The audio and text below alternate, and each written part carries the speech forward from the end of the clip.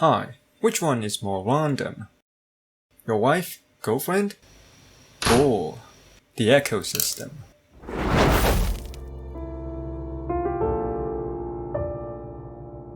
Well, I'm not sure about the first one, but whatever you're experiencing in this game or any other games is not random. It only appears to be random due to our ignorance. If we knew exactly what's going on inside the algorithm, theoretically we could predict the next substat we are getting, but that's beyond the human's capability, so in the end it's still very random. Or is it?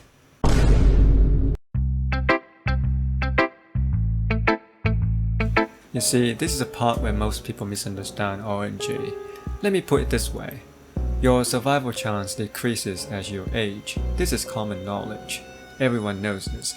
But what if your lifespan blows up to infinity? That's right, your survival chance goes down to 0.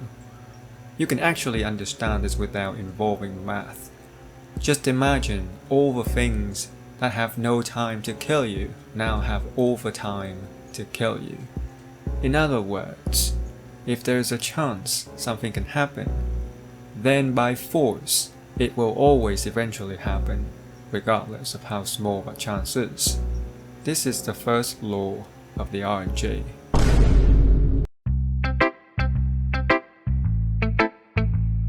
Let's say we have two Inferno Riders echoes here, one with crit rate and one with defense. What's the chance of you correctly picking the crit rate one? Well, everyone would say that it's 50% here. But if you think about it in a quantum mechanics way, it's not 50%. 50% is the number we get after a sequence of events. The chance of you getting crit rate is either 100% or 0%. That is how you try to understand quantum mechanics, because the stat on both of these are undetermined prior to the moment you see it. So there's no probability there to begin with.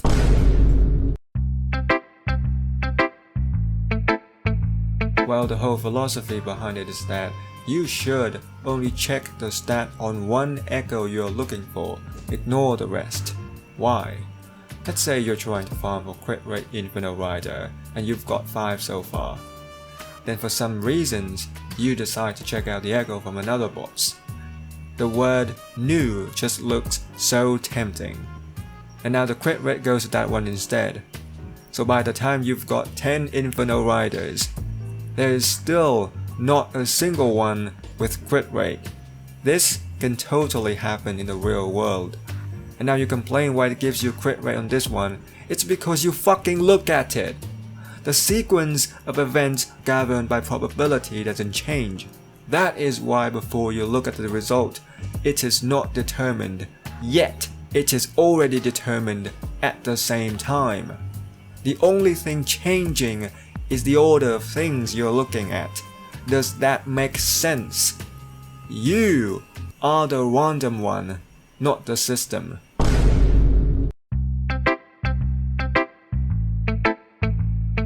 So with the knowledge I just told you, you can see that it is possible to get exactly what you want using a method I call the Elimination Method. Here's how you do it. Firstly, you choose the echoes and the main stats you're looking for. Let's just assume it's these 5 for the sake of the video. So in the future, every time I obtain one of these pieces, I get one sample. Remember this word, because we're going to use it a lot from now on. Next, you choose the substats you're looking for and sort them by priority. In this case, since I'm building a DPS, they are crit rate, crit damage interchangeably, attack percentage, skill damage bonus, liberation damage bonus, and energy recharge interchangeably. Now, you're going to calculate how many samples you need in order to achieve your goal. There are 13 substats in the pool, assuming the rate for each substat is equally distributed. So the chance for the first one is 2 over 13, and the second one 1 over 12. Let's visualize this. On the first layer, it takes 7 samples on average to get one sample with crit rate or crit damage, and you need 12 of this to make one with the other stat. That's 7 times 12 equals 84 samples on average to get one echo with crit rate and crit damage. On the third layer, it can be either one of those 4 that we just talked about. So the chance is 4 over 11. That's times 3, meaning it costs you 252 samples just to get one echo with crit rate, crit damage, and another stat you need. On the fourth layer, it's 3 over 10. That's times 4. On the last layer, it's 2 over 9. That's times 5. So if you go all the way to the last layer, it costs you over 5,000 samples just to create a perfect piece of echo. If one sample costs you 1 unit of time and energy, this is what it looks like on a chart going from 2 stats to 3, 4, and 5. It becomes pretty obvious that you want to stop after the first 2 stats. There's no point in torturing yourself over one single echo unless you're an M.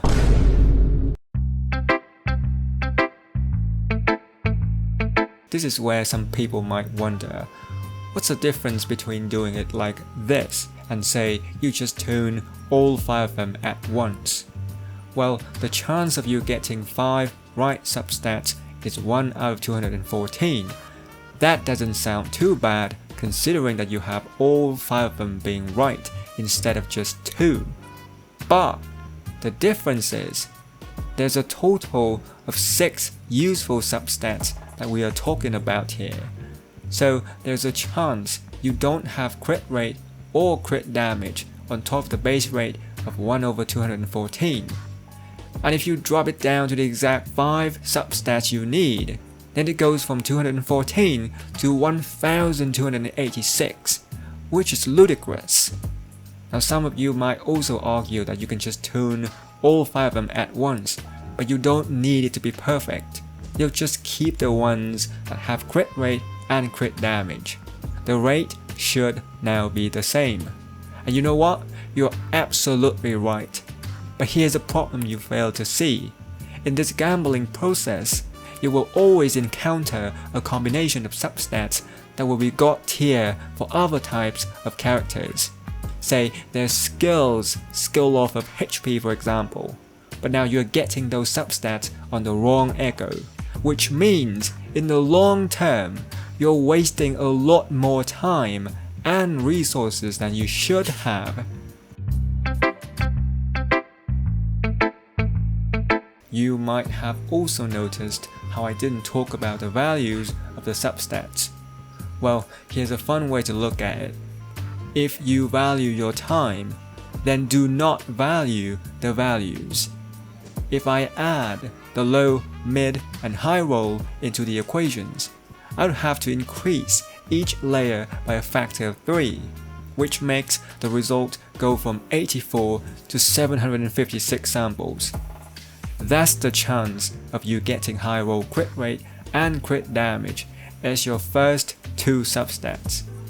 So you can already imagine intuitively, if you go deeper and deeper, it gets exponentially worse, to the point where it will probably cost you your entire life just to get one single piece of perfect echo.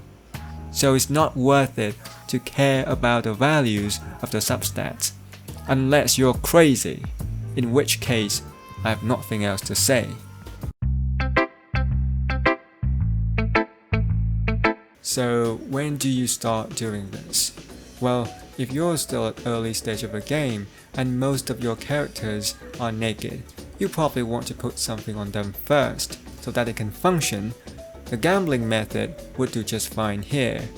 After you build 2 or 3 teams, then you can start doing this. But don't overdo it. Know when to stop, because it can take you years just to get something you want. Thanks for watching and enjoy the game.